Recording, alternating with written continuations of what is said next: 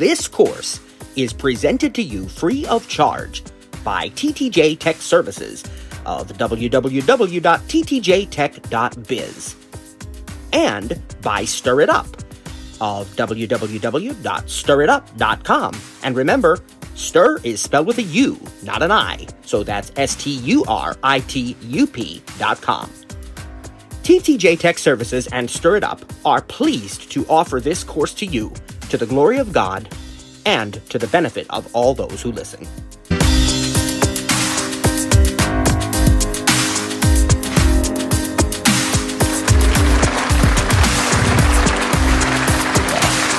Praise God.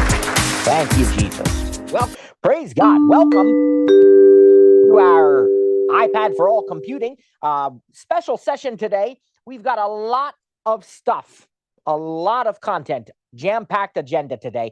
So we're going to get the ball rolling. Reminder that we will have class tomorrow. And next week, same deal, Monday, Tuesday, Wednesday right here. And then the following week, no class on Monday because that's Memorial Day, but we will have Tuesday, Wednesday, and Thursday. So just not even 2 full weeks yet. In that regard, I mean, it is 2 weeks because it really goes till that Thursday, but you know what I mean. 2 weeks of class. I don't know why the puppy's barking or how well you can hear her, but she'll stop in a moment, I assume.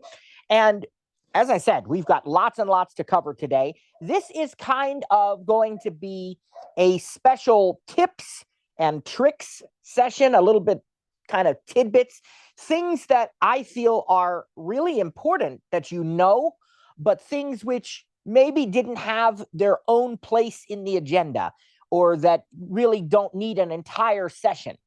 We're going to do some demos today, but we're going to do a lot more discussion than demos. We will do some demos, though, as well. And the thinking here is that you know enough now about the iPad with or without VoiceOver, however you use it, that you can try a lot of this stuff out for yourself. We want to just point out some things that can be done. So I want to start out and get the smaller ones out of the way first, and then we have a big demo to do nearer to the end of the class today. Several demos, really, but one of particular note. Now, let's get started with some small things here that are small, but yet very mighty and very important because I want to talk about some of the options that are available to iPad users, and not just iPad, with other devices as well, that kind of extend the functionality and so forth. And the first one I want to talk about is sharing your iPad on the big screen, and whether that means at home on the television in the living room, or whether it means at a place of work for business purposes with a projector and, a slideshow, like we just learned about Keynote yesterday, and we saw how to create slideshows. What if we want to share that presentation on the big screen, right? We already told you how to share it collaboratively, how to share it with a screen share remotely. But what if you want to do what we would call the OG, right? The original, we were going to put this on a big, projection screen, and you're going to, have 80, 90, 100 people or more, watching this. And so there's a few ways that we have to do that. The first one I want to just talk about is using HDMI. A lot of modern projectors now do use HDMI. It's definitely going to be the easiest standard and to work with because it carries both video and audio with a single connection. Now, of course, the iPad has a USB-C port, and there may even be some USB-C projectors out there, if I'm not mistaken.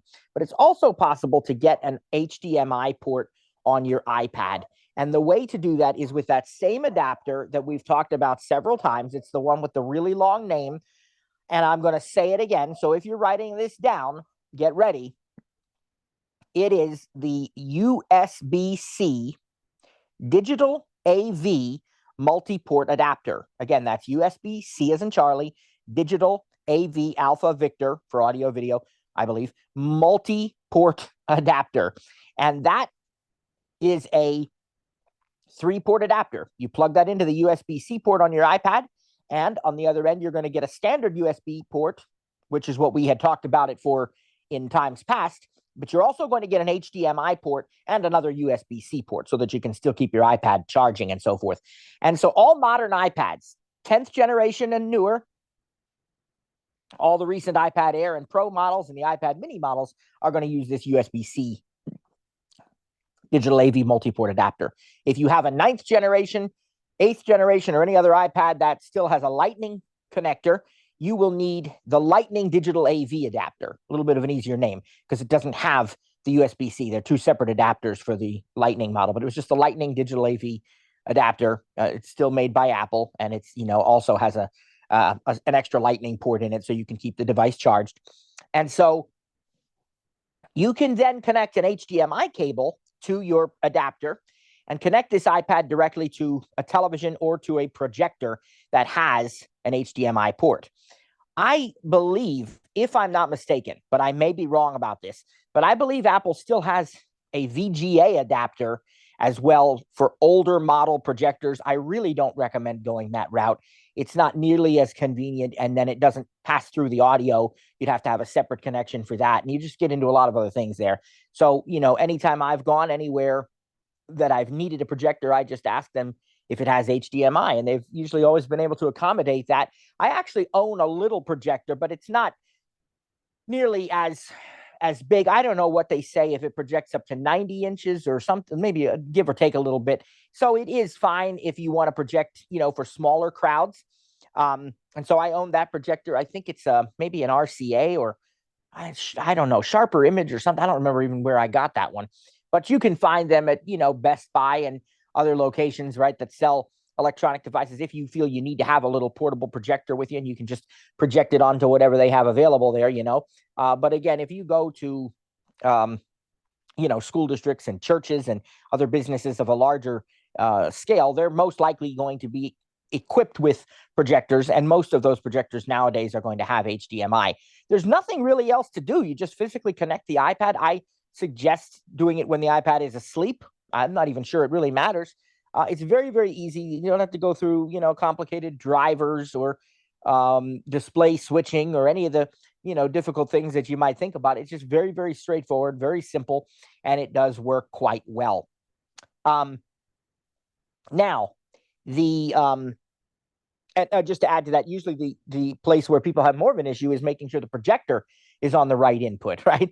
But, I did this as recently as last year. I don't do it often, but I did do it as recently as about a year ago now. I had gone into my daughter's class to do a presentation on the Titanic. They did a Titanic day there last spring, and we did, we used a projector, and that was it. So it's very doable, very doable. Now, what about the wireless option? Because that's actually going to be the way most people are going to do it in their home. And even in some businesses now, there are classrooms, there are businesses that are able to do this. And it's definitely going to be a lot easier, even no cables to deal with and all that stuff, no adapters needed. And that's AirPlay. So AirPlay, or what we would call screen mirroring, which is a component of AirPlay, is going to allow us to do exactly what it says. It's going to mirror the iPad screen onto another screen. And we're going to talk about AirPlay for audio in a minute or two as well. But AirPlay screen mirroring does include the audio from the iPad. So if you want to play sounds or music or, what have you in your presentation or otherwise for the folks, you can definitely do that with screen mirroring as well. And there is nothing to set up. Again, it's very very straightforward, very simple, but it does require some specific hardware.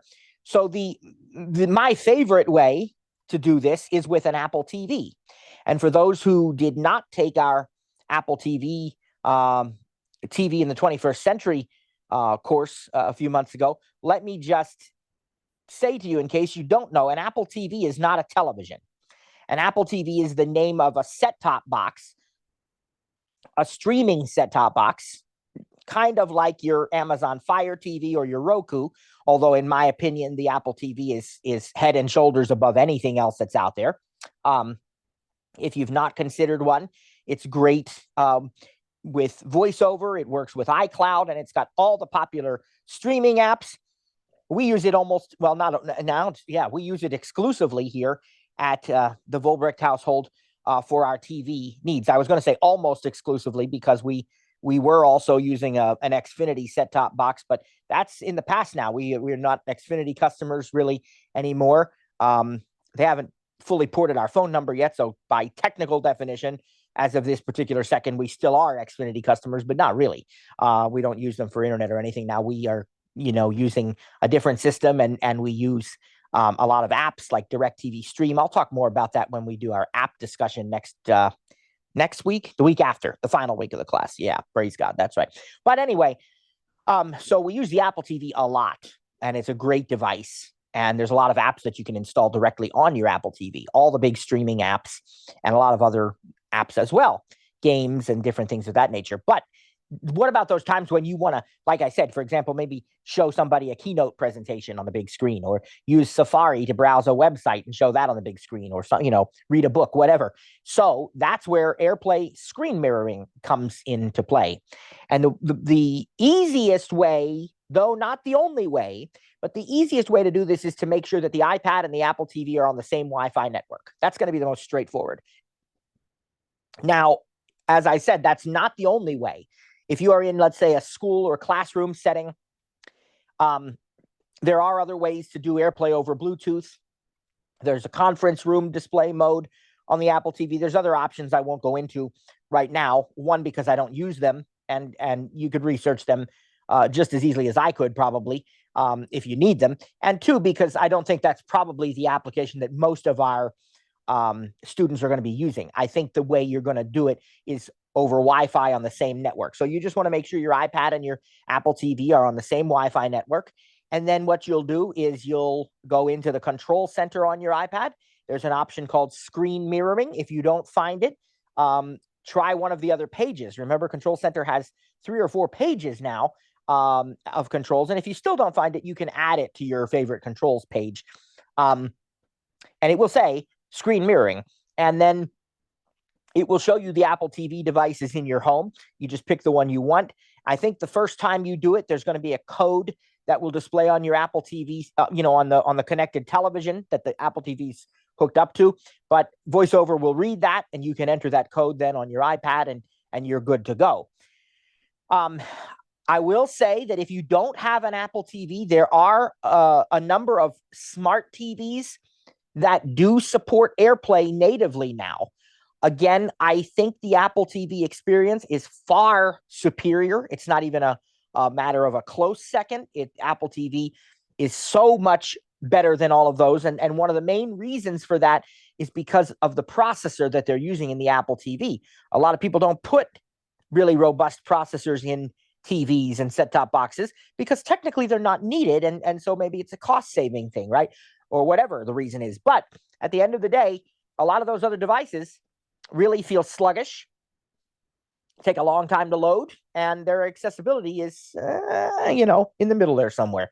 Apple TV, it's just superior. They have I don't know what they're using, like is it the A15 Bionic? I don't even remember. It's a very, very high-end processor, like from the iPhone 13 or something. I mean, very recent. I don't know. I might be a generation or two off in either direction, but it's very powerful, and that shows in the performance of the Apple TV. And so, but if you don't have an Apple TV and you're not yet, sure about one, or yours hasn't arrived yet, or whatever the case may be, it may be that your smart TV is capable of supporting AirPlay. A lot of them do it. Vizios do it. LGs do it. Samsungs do it. There's a lot of them that will support AirPlay right out of the box. And so, again, it's just a matter of, going into your control center on the iPad and choosing screen mirroring, and anything that's in the house that is on the same Wi-Fi network that supports AirPlay, it will show up, right? Now, if you're using a smart TV, you might have to go into your smart TV settings and enable AirPlay. That's not always done by default.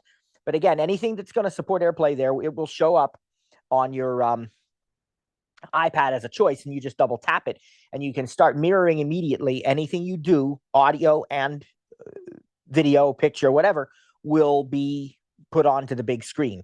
And so that is an introduction to screen mirroring. When you're finished, you can just return to the control center and turn it off, and you're back to the normal operation.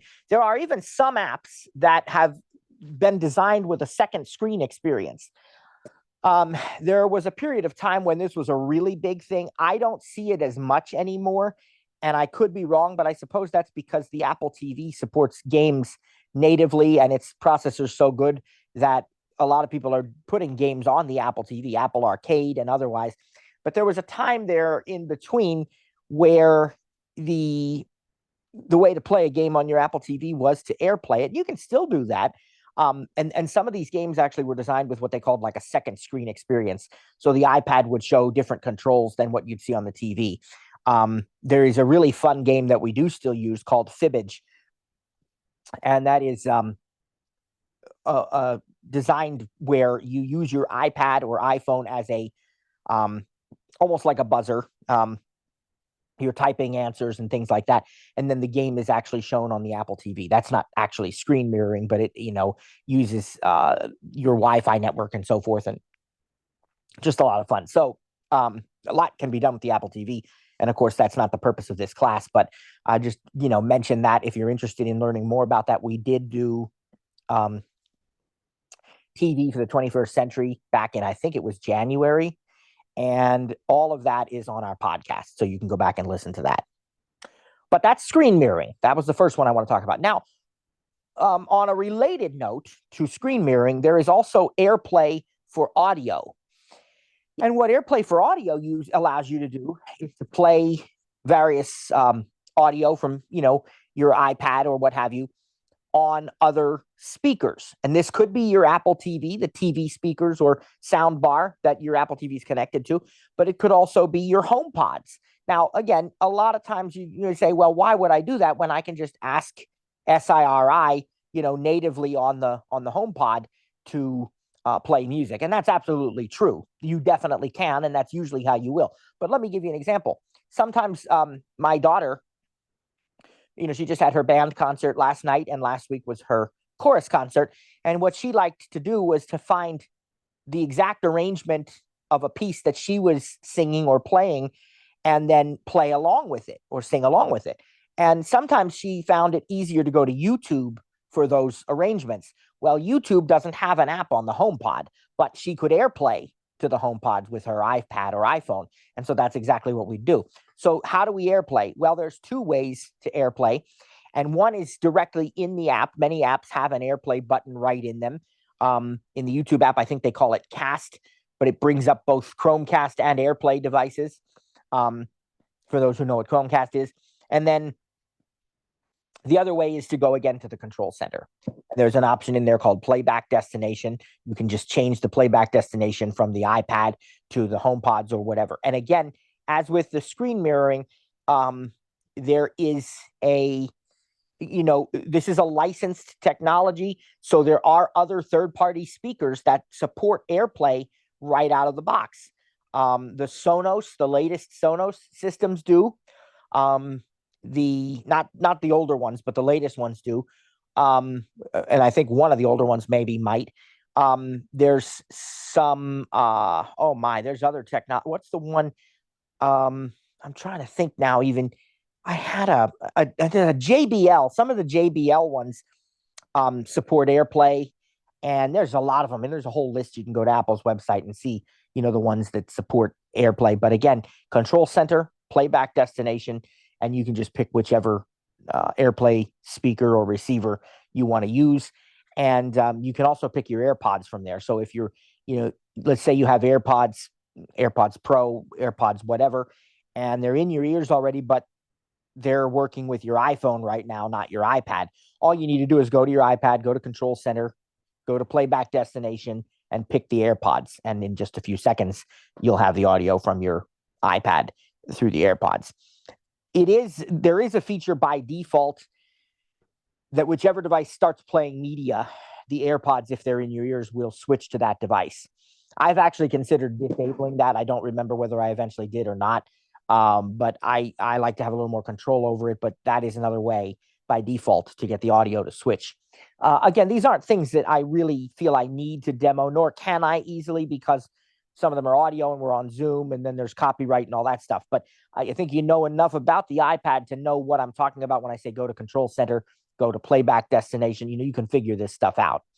So that's AirPlay and also screen mirroring. So we talked about screen mirroring and AirPlay. And by the way, with AirPlay for video, like the screen mirroring, if you are watching a movie, so here's another example. Let's say you go to somebody else's house and you are visiting and you all decide, well, we've got we've got the dinner and we got everything else, but let's make some popcorn and watch a movie. And they say, boy, I've really been wanting to see whatever it is, right? And you happen to already have that movie either through a subscription or especially maybe you have it through Apple as a purchase. And I've been in this situation because before all these streaming services really took off, we used to buy all of our movies in about 2000, maybe 8 or 9.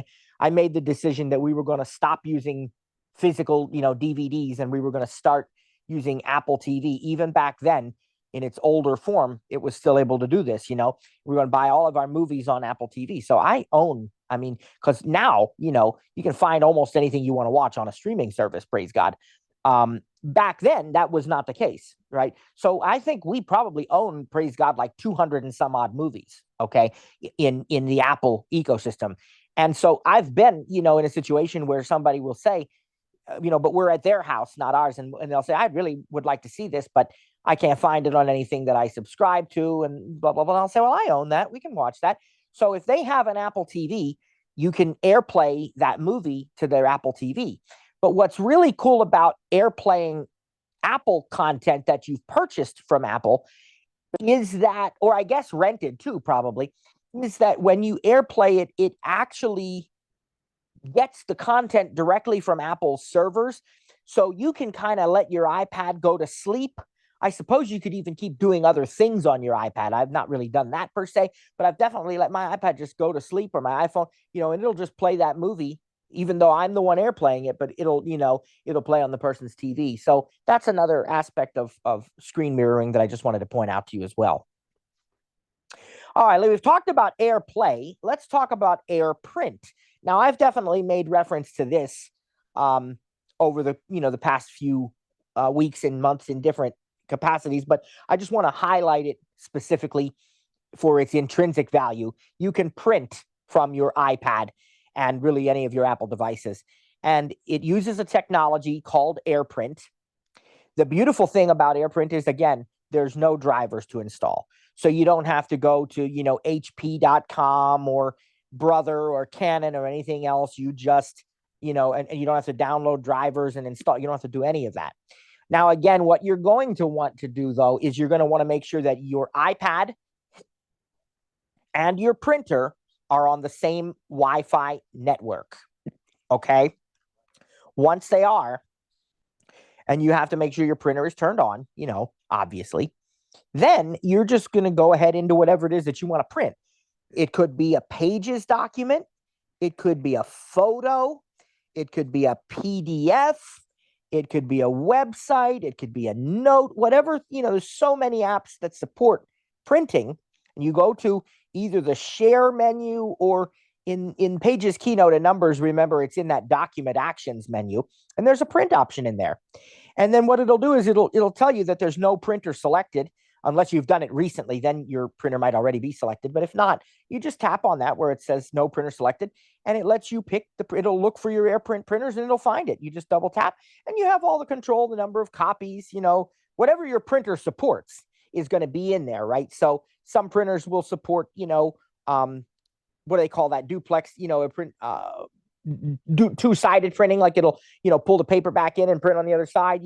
You can change paper size and orientation, and anything that your printer supports basically will be available as if you had the driver, but it just uses AirPrint. It's so easy, and then it prints, right? And we have a Canon printer, which we really like. My son actually picked it out. It's a pretty high-end printer. It's got an automatic document feeder, and it's got a lot of features for designing and big, you can even print like banners and I guess different kinds of, I don't know, the tablecloth, I don't know, whatever. You can print all posters and all sorts of stuff because it takes larger printer paper if you want and what have you. It was a higher end model and it does print, scan, copy, all that stuff, and that's a Canon. I'm a pretty big fan of Canon. They have a nice printer. Now that one was a little. My son had to help with the setup of that one. Most of it was accessible, but some of it had to be done on the screen of the printer.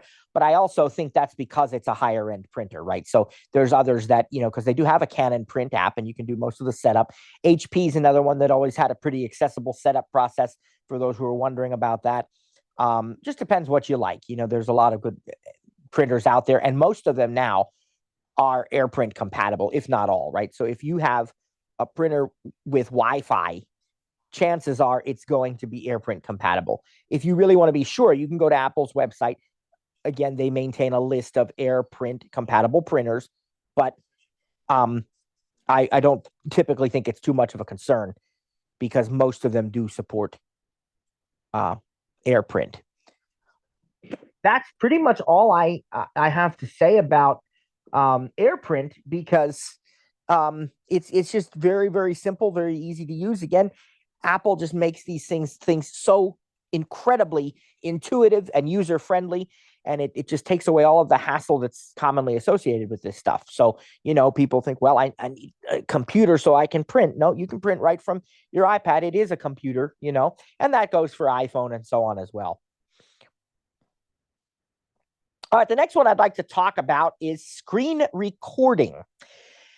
Now, screen recording can be kind of fun, and it can also be useful in different scenarios. So one of the things that I see, which some of you may not deal with, but I see it as a beta tester, is that, Apple will encourage people, if you are reporting, some sort of feedback, a bug or whatever, that they encourage you to do a screen recording so that they can actually see what you're experiencing.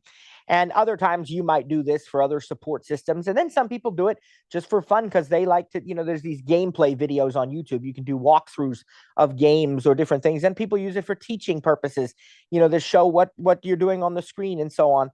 And so you can create screen recordings with or without your voice right on your iPad. And again, you do this from Control Center. If you don't have the screen recording control in Control Center, you need to add it to Control Center.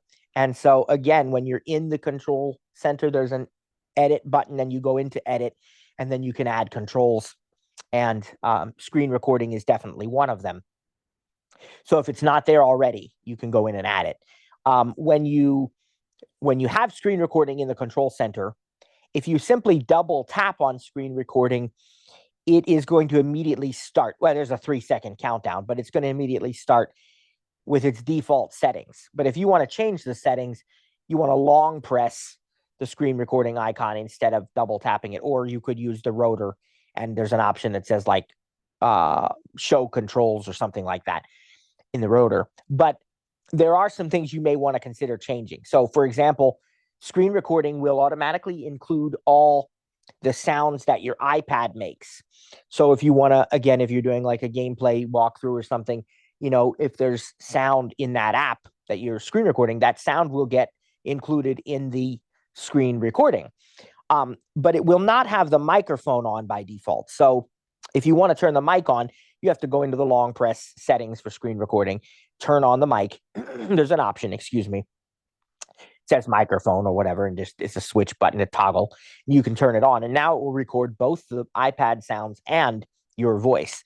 Now, I would encourage you to keep your iPad's volume fairly low when you are doing a recording that includes your voice. Otherwise, you're going to record the iPad sounds both internally and through the built-in mics, and that can kind of start sounding a bit weird after a while. So if you keep the volume of your iPad relatively low, this will not be an issue.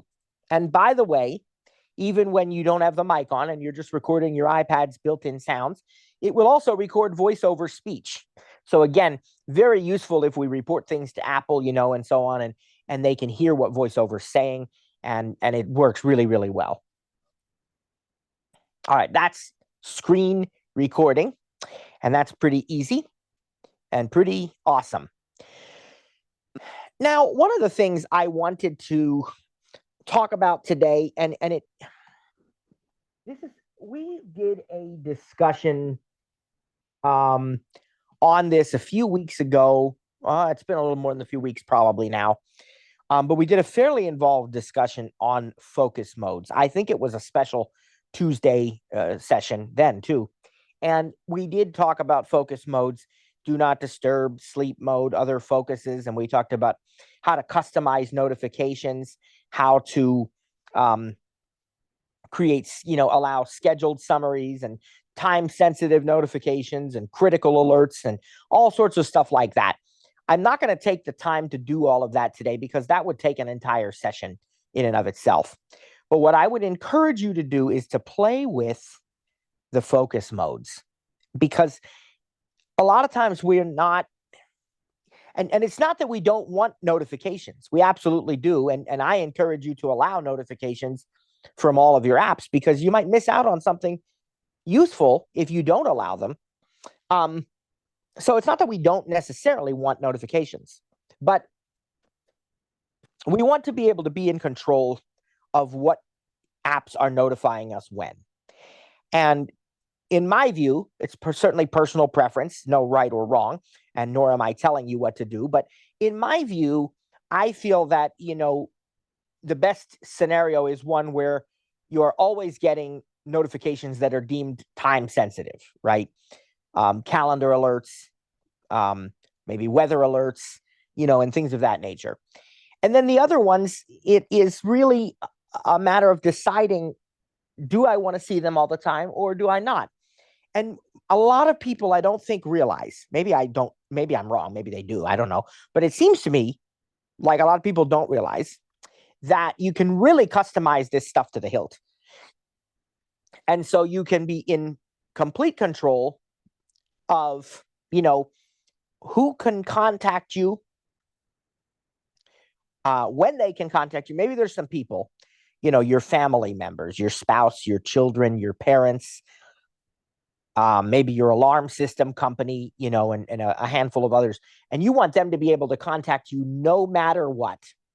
And then there's other people that you say, well, these are work contacts. I only want to hear from them, between 9 and 5, or these people, I don't want to be bothered when I'm eating dinner or when I'm, sleeping or, whatever. And then maybe you say there's certain apps, like when I'm reading a book, when I'm watching a movie, that I really don't want to be disturbed. And I want to, but again, then I have exceptions to that, right? If one of my kids wants to get in touch, I don't care if I am watching a movie, they can contact me. Or, again, critical alerts, from my security system, or, weather alerts and so on.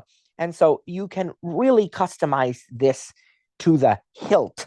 And you can even do it based on location. So anytime I go to church, anytime I'm at the movie theater, anytime I'm in the library, I do not want to be disturbed. Again, the critical alerts and the family members, they can still get through, but everybody else, no. And so there's so many ways to customize this per app, per location, per time, different times of day, different days of the week.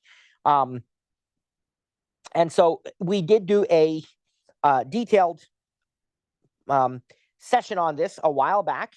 If you can't find it and you're interested in it, let me know and I'll try to find it for you. But it is very useful to go through settings.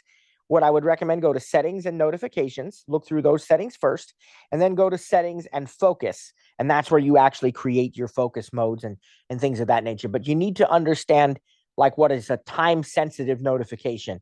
What's a critical notification?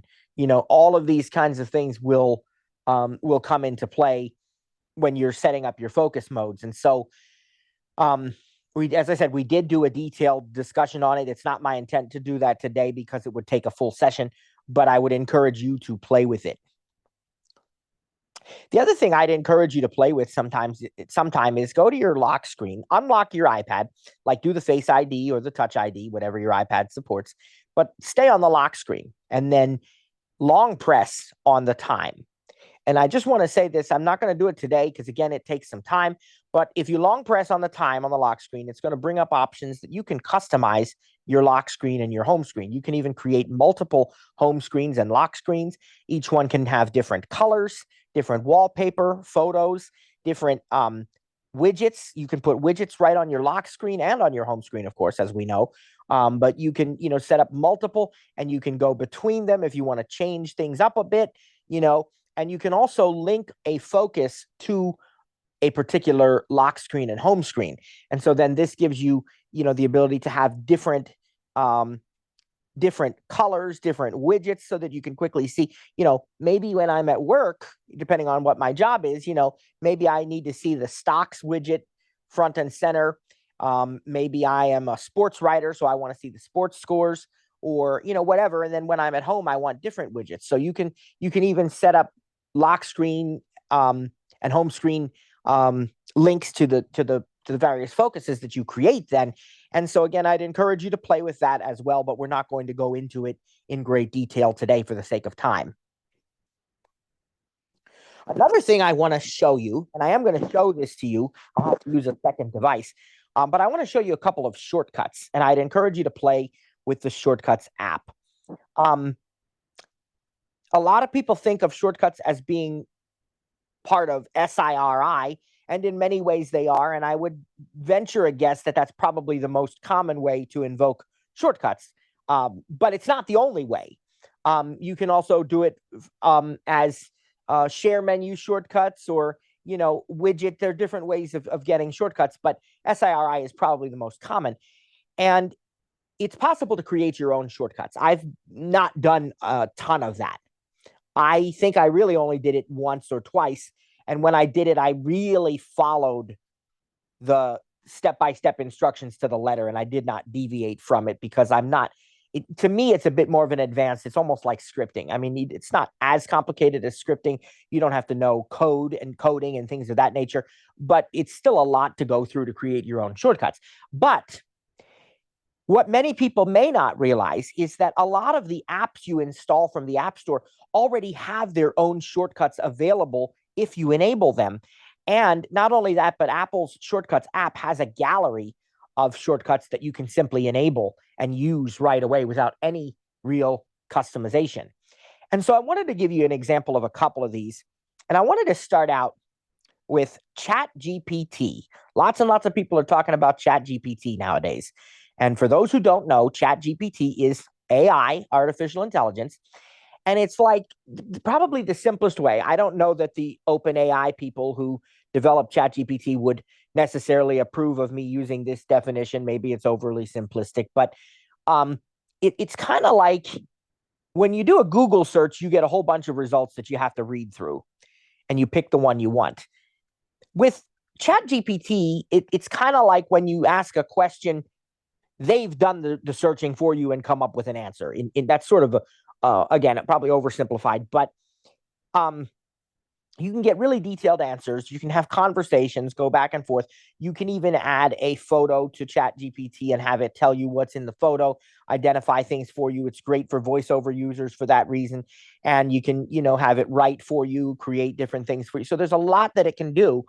And if you have a device that supports Apple Intelligence, ChatGPT is integrated into SIRI if you enable that. But I want to show you what happens if you have a device that doesn't have the ChatGPT built into SIRI, like my iPad, the iPad A16. Praise God, it's a wonderful device. I really, really like it a lot. And I got it knowing that it wasn't going to have Apple Intelligence, and I'm okay with that. But probably one of the biggest things about Apple Intelligence that I use is the ChatGPT Siri integration. Well, you don't need it because there's a Siri shortcut. And I've enabled that shortcut. And if I tell it start conversation with ChatGPT, it will do it. So I'm going to grab my other iPad because I can't show you on the one that we're connected on, obviously. Here's my other iPad. And let me do original audio so we get to look better sound. Because sound button, more button, speech off. You'll be able to hear it a little bit better that way, I think. I'll definitely turn up the sound too.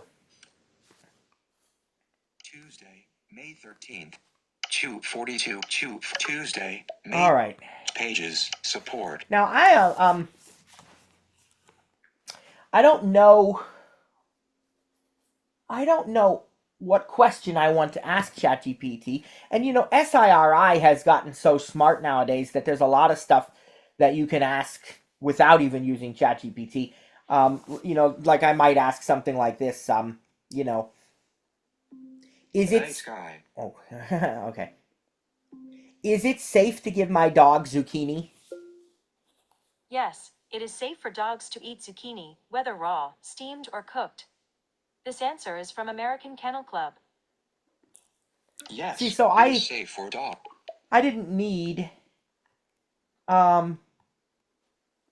I Camera. didn't need Maps. you know, ChatGPT for that. All right, here's one I'll do with ChatGPT. So I'm going to use SIRI and I'm going to say this. Now remember, this is a non-Apple Intelligence device, okay? It doesn't matter because I've enabled the shortcut. Here's Siri. Start a conversation with ChatGPT. Speak now. Button. Why did the Concorde aircraft stop flying? The Concorde stopped flying mainly due to a combination of factors. One major incident was the crash in 2000, which raised safety concerns. Additionally, the aircraft faced high maintenance costs and a decline in passenger numbers after the crash. The economic downturn and changing market conditions also made it less profitable to operate. Eventually, these factors led to its retirement in 2003. Speak now. How much did it cost to operate the Concorde? Operating the Concorde was quite expensive. The fuel consumption was very high, and the maintenance costs were significant due to the specialized parts and limited number of aircraft. Estimates suggest that it cost around $10,000 to $20,000 per hour of flight. This made ticket prices extremely high, limiting the customer base and ultimately contributing to its retirement. Speak now. Thank you. You're welcome. If you have any more questions, just let me know. Speak now. Close. I'm gonna But hit the close button why on did the screen there. Concorde? You notice it kept telling me, praise God, that was a beautiful interaction. Clock. It kept telling me speak now, and then it told me there was a close button. I could, you know, I just swiped over to that, and it told me, and I could A ask all person- sorts of things. Some people ask, you know, for recipes. Some people ask it, you know, like I could do this. Like I gave this example before, I think, but let's just do one. I'll do it again because I went out of it now. Start a conversation with ChatGPT. Connect chat button. Speak now. Show me some recipes using tuna and noodles.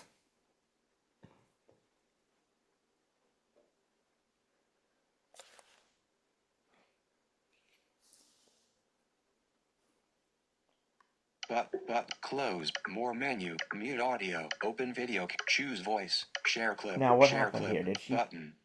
But I don't close. know why she didn't do it. Let's try it again. Voice chat ended after voice chat voice chat voice Okay.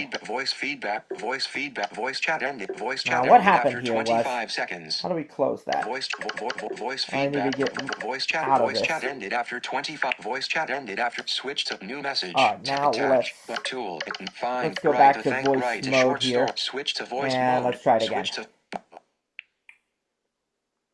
button Okay. close. Show me some recipes using tuna and noodles. Absolutely. One simple and delicious option is a tuna noodle casserole. You just combine cooked noodles with canned tuna, a creamy sauce like a mix of cream of mushroom soup and milk, and some peas or other veggies. Top it with breadcrumbs or shredded cheese and bake it until it's bubbly and golden. Another idea is a quick tuna pasta salad.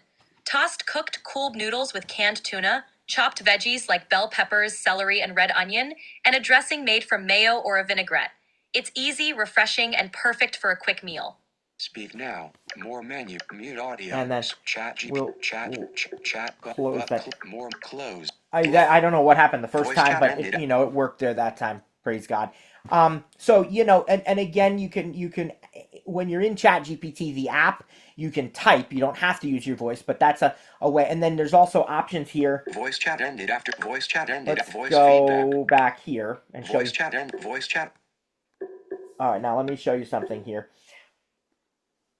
Chat GPT multitasking. Okay, there's a way to add suggestion pages. Suggestion pages. Let me just Backpack. let's Chat see. Okay, GPT. there's a way to add like Chat GPT. Voice chat end. Voice chat ended. Voice chat end. There's a voice way to chat add ended. photos. Switched. Absolute. So menu. But menu. Chat GPT 4.0. New chat button. You can hit new chat, and then what'll happen New message. Menu. There's a message Menu. field. Chat GPT. New temporary chat. Create an image for my presentation. New chat. It's Menu. giving you Menu. suggestions, Chat GPT. but I want to just show you. Button. New make or some make a recommend. Explain this. Yeah, make a recommendation. It's giving you examples of things you can do. But here at the bottom, New message. Text field. so is editing. there's the edit field. I can type with the on-screen keyboard, and then Attach button. attach. Button. So what I could Attach do, content. Double tap to activate the picker. what I could do, for example, is I could attach a photo, and I could.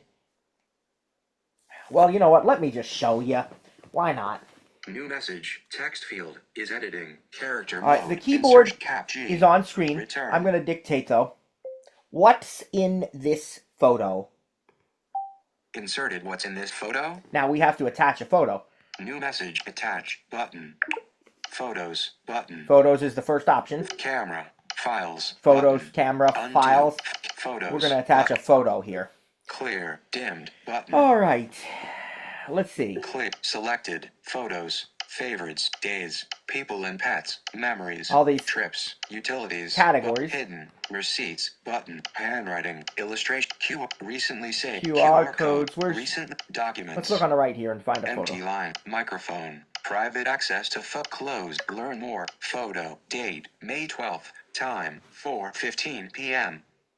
Actions available. More content available. A screenshot of a social media live photo. Date. May 11th. Time. 5:34 p.m. Actions available. More content available. A person wearing a blue shirt of jeans. Oh, I'm not sure. Let's go ahead and do that one.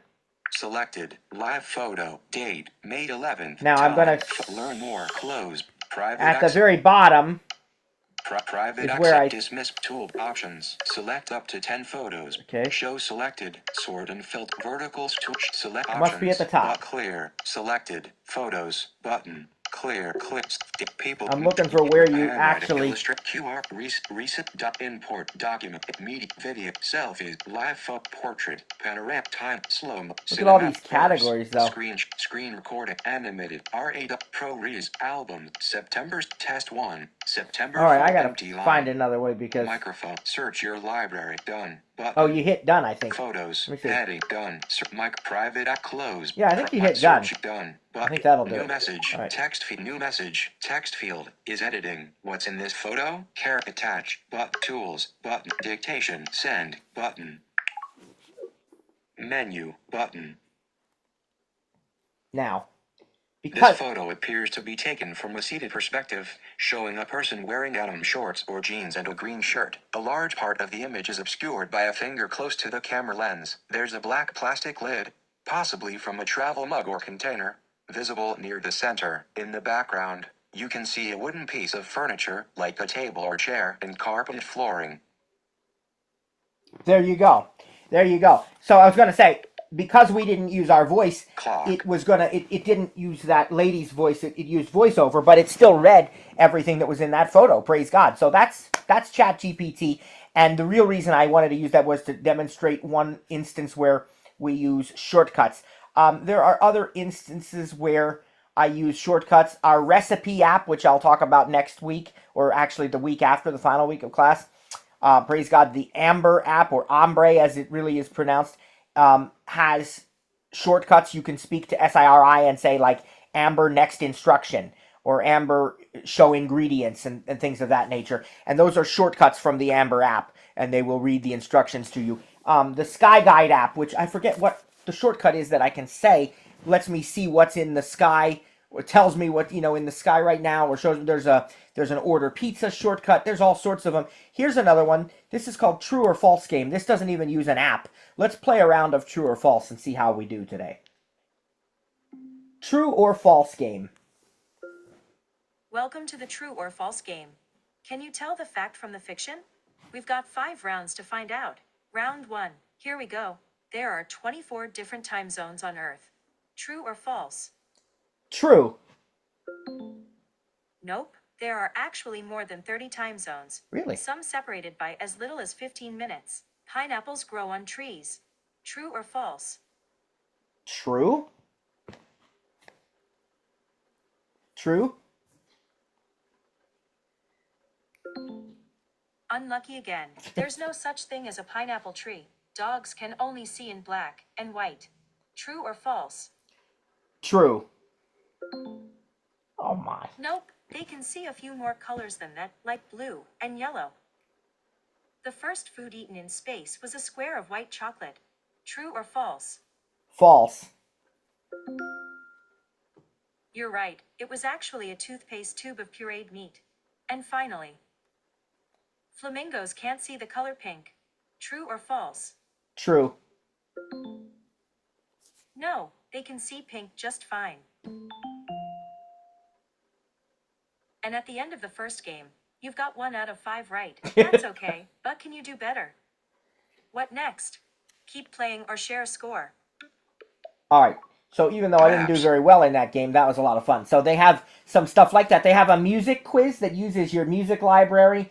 And I think they have like a haiku generator. So there's several games on here. I even have a Walmart one. I don't know if this, maybe I should use the iPhone because I do have the Walmart app on the iPad though. Oh, let's just try it. I have my phone here if not, but I think it's set up on the iPad. Shop Walmart.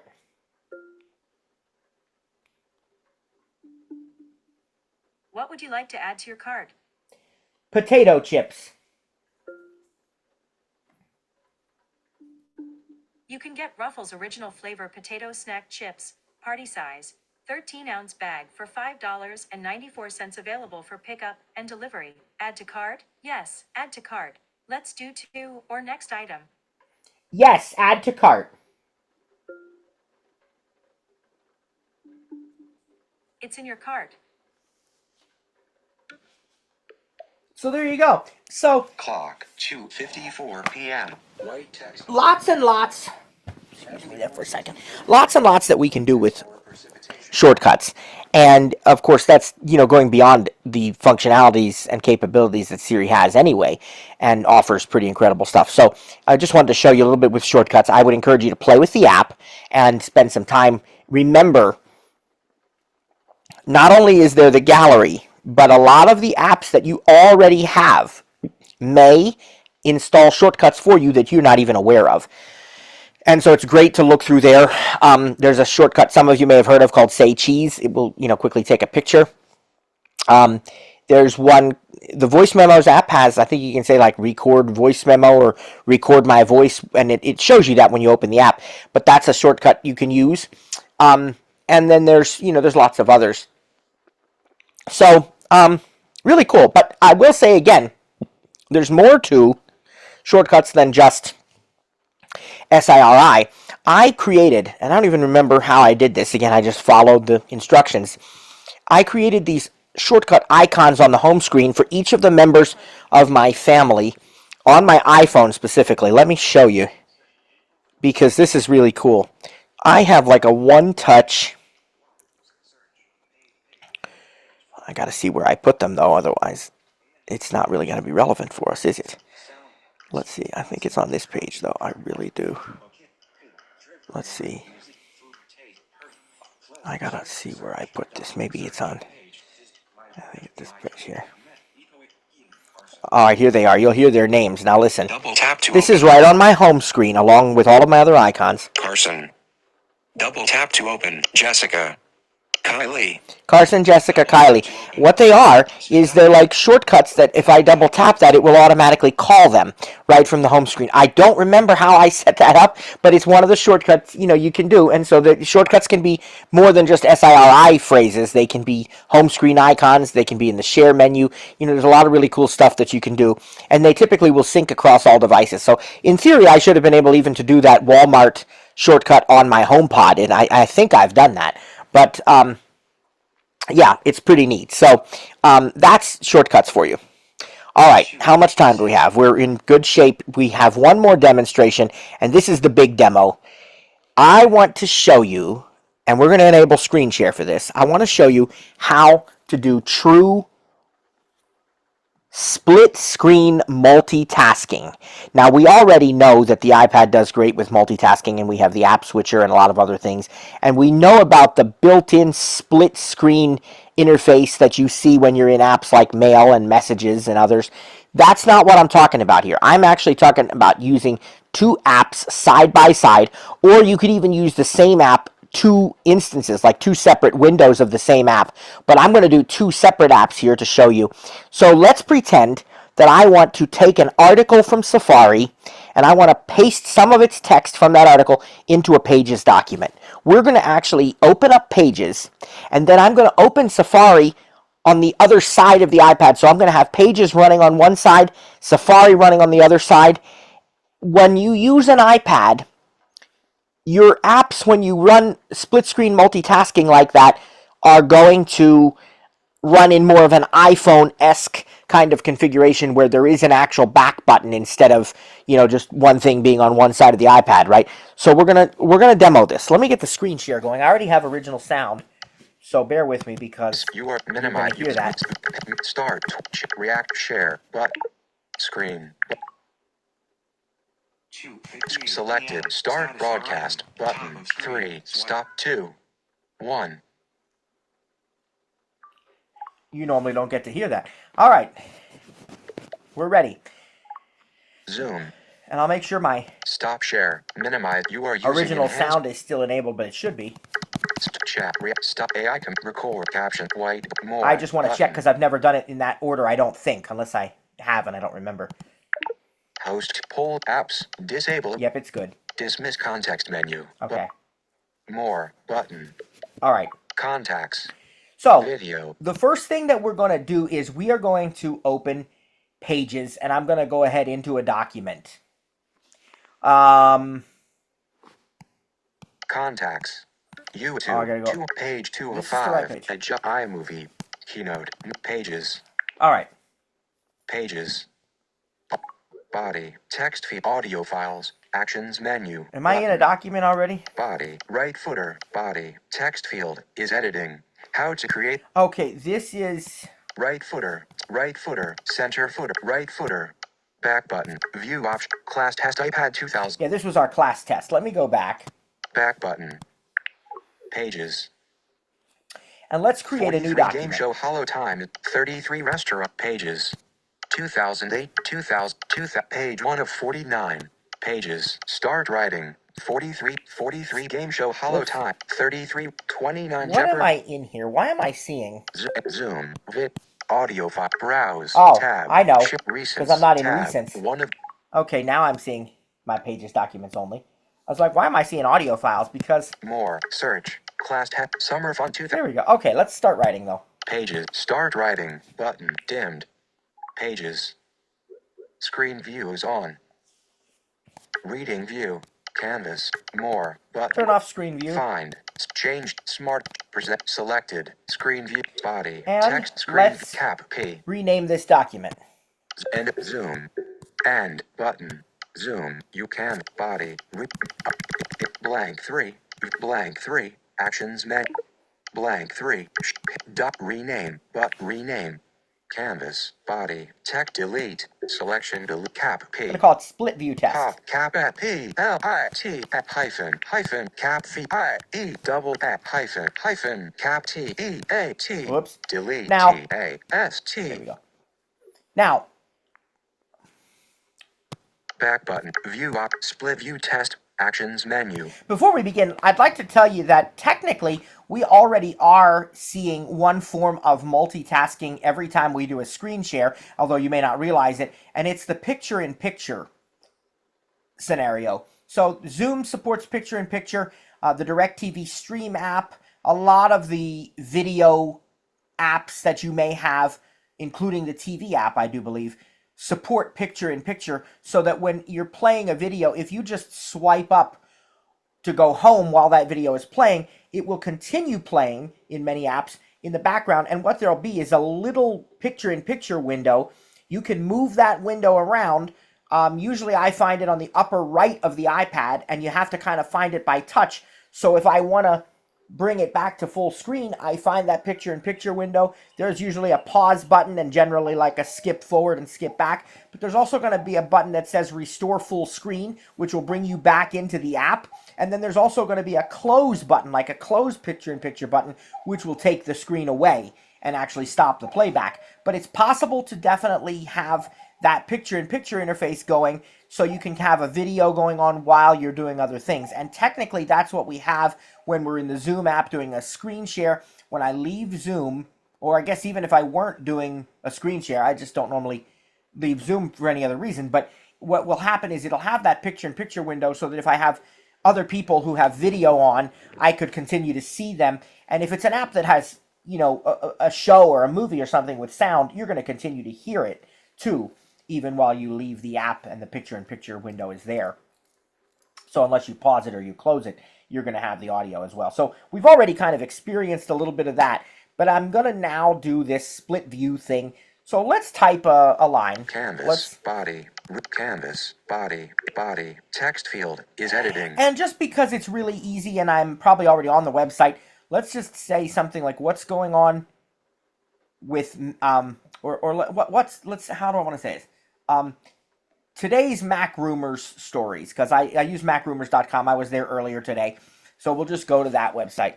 Cap T O D Y app closing sync apostrophe S space today's cap M A space cap R U M O R S space cap S T O R I E colon Now, stories. I'm not going to bother with doing the whole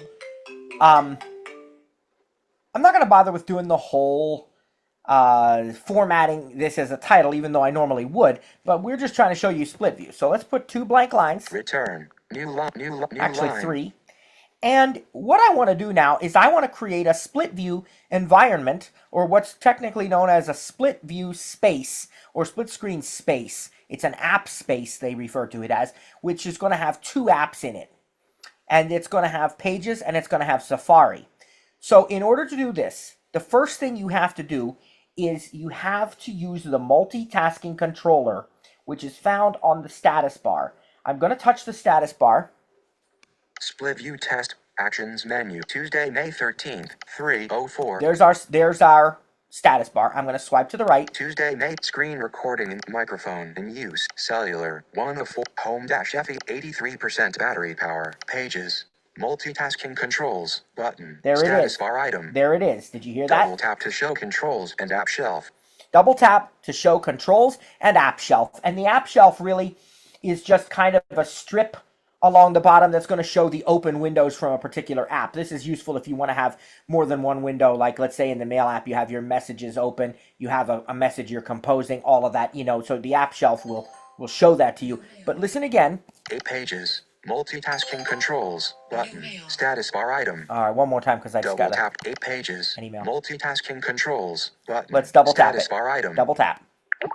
Full screen button. Now notice we have full screen. That's what we're in now. Selected. Full screen. But button. listen. Split view button. Slide over button. Close button. And you can close that. Dismiss context menu. Now, button. slide over versus split view. We're not going to get into that too much today, but slide over is where you kind of have one window that's front and center and then another one that sort of floats behind it. You can move it around and stuff. With VoiceOver, it does work, but it's going to be a little easier in split view. Split view button. And double tap. And what it does appear has happened is it has ended my screen recording because I guess I can't screen share and Clock. White news. Doc notes. let me actually see if I'm still even. Open. App switcher. I better check this. Hold on, guys. Zoom. Active. I'm in Zoom. Zoom. Minimize. Speak view. This meeting is being recorded. All right, so we're still in Zoom, but it ended my screen share Chat. because reaction share. I wondered about that. I guess I forgot that from years past. Make sure that the original audio is still going. I think it is, but I might have to. Polls apps. Disable original apps. Zoom. So dismiss context menu. I apologize, folks. We're going to have to go without the screen share because you can't do a screen share because that would be, I guess, a conflict there. So let's go back to Pages. Let's try that again. Apps, pages, picture-in-picture displayed. Okay. Page empty line. I wonder if it's going to work at all. Actually, now that I think about it, the picture-in-picture is still there. I don't know if it's going to work at all. Let's try it one more time. If not, I'll have to use my other iPad and let you hear it. Let's try one more time. Return new line. Tuesday home 82 pages. Multitask. Full screen. Split view. Split view. Split view. Pages. Canvas. Body. Text field. Create pages. Okay, it did work now. It did work. So what it's done now is it has brought me back to the home screen. All my icons are here, but listen to what they say when I tap on them. Create pages split view with home. Unable to create split view with camera. Create pages split view with App Store. Create pages split view with books. Create pages split view with podcasts. These are all my apps. Double tap to open. It's the regular home screen, but it's telling me that it's going to create a split view with them, and there was one that couldn't, the camera. I want to use Safari, which is on the dock. Dock. Create pages split view with music. Create pages split view with Safari. So now I'm going to double tap to open. on Safari. Dictate. Dimmed. Double tap to start dictation. And double tap with 2 fingers when finished. typically it will announce, but I don't know, because that picture-in-picture window's there maybe or whatever. It didn't automatically announce, but I can touch the screen now. I'm going to touch first the left side of the iPad. Body. Empty line. More. Canvas. Body. Text field. Is editing. Today's Mac Rumors Stories.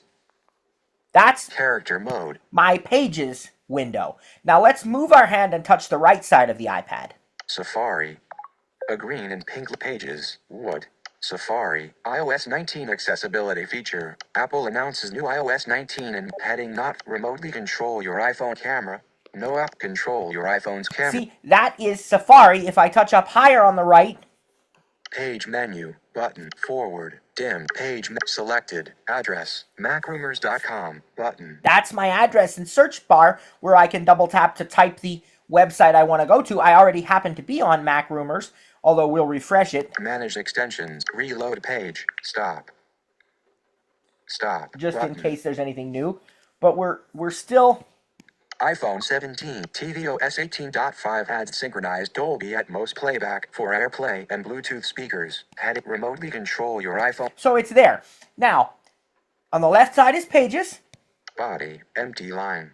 Canvas, body, text field, is editing, more, format, undo, insert object, share, button. All those things you're used to. Notice something. What did you notice? Anybody who's paying attention and really knows the Pages app, what did you notice? You don't have insert media, insert shape, insert table, insert all these separate things. You have one combined menu now. Insert object, button. Insert object. Why? Because it's operating more like an iPhone. It's a smaller screen area, and it's automatically adapted to the smaller. We only have it on the left side of the screen.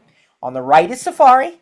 Insertion, Safari, 2026 Passport RTL. And if we touched in between, you kind of have to find, you got to do this by touch. You can't really swipe to it. But sort of in the middle of the screen is the split view divider. Canvas, Safari, split view divider. Double tap and hold, then drag to adjust divider position. This is the separator between the two apps, and it has rotor actions. Listen to what you can do if you swipe up and down with one finger. Shrink Safari. Expand pages. Shrink pages. Expand Safari. Create pages slide over. Create Safari slide over. Remove pages from split view. Remove Safari from split view. Activate default. So that is your split view divider, and that's good to be aware of, and you may need it for something.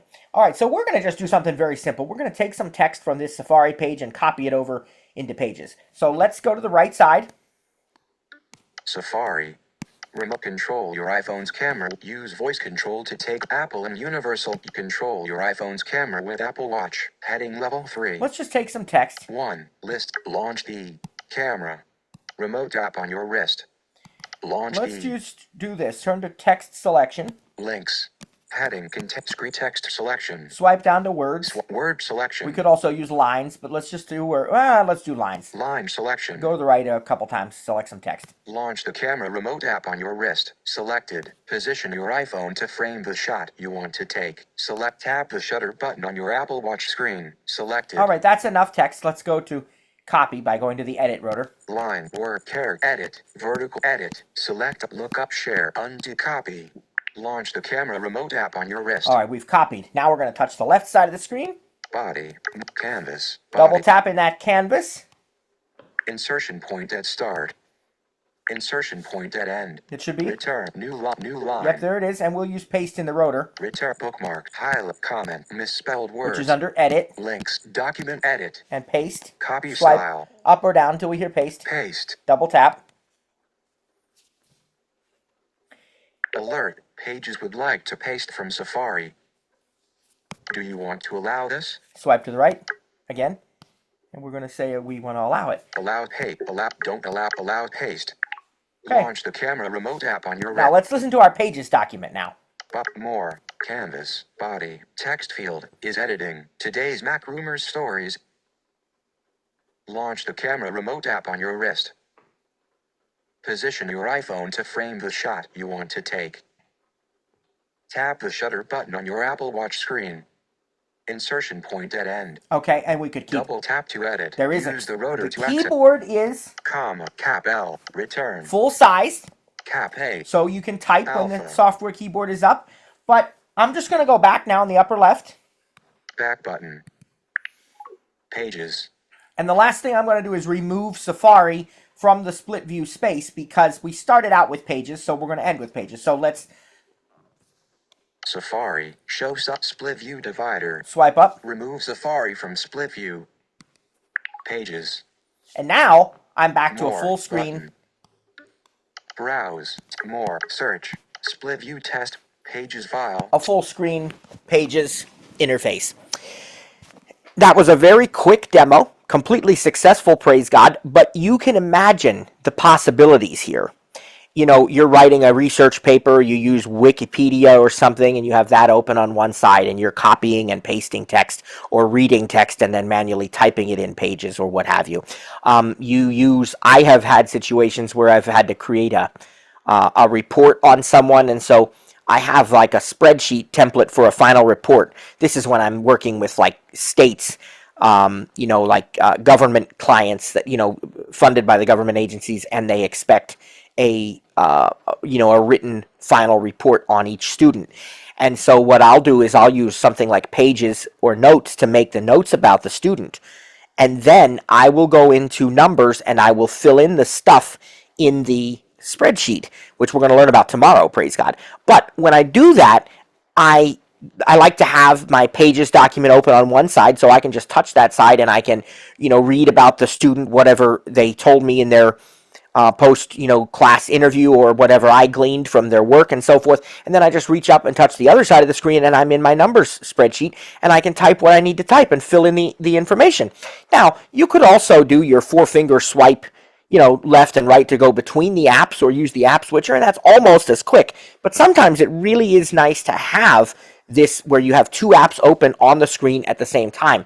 And you notice it wasn't overwhelming. It wasn't, it just worked. I mean, it was really, really easy to do. You find that split view divider when you're done, and you can remove one of the apps from the space, so you're back to a normal interface. If I had not done that, by the way, if I had simply swiped up to go home, when I came back to the app switcher, Pages and Safari would have been in the app switcher together as one combined app space still, so I could return to that if I needed to. So you can also do that as well. So I think this is a really, really powerful feature of the iPad, and there's more to do. I mean, especially if you're sighted, you can have, if your iPad supports it, which certain ones do and certain ones don't, but you can actually use Stage Manager and have like up to 8 apps open if you have an external display, like 4 on the iPad and 4 on the, it can get really, really crazy, but I think with VoiceOver, 2 apps is reasonable on the screen like that, and working back and forth between them. So wanted to show you something that I think is actually practical, useful, and perhaps helpful to you in something, definitely meaningful. So I think that's given you a lot of cool tips and tricks for today with the iPad.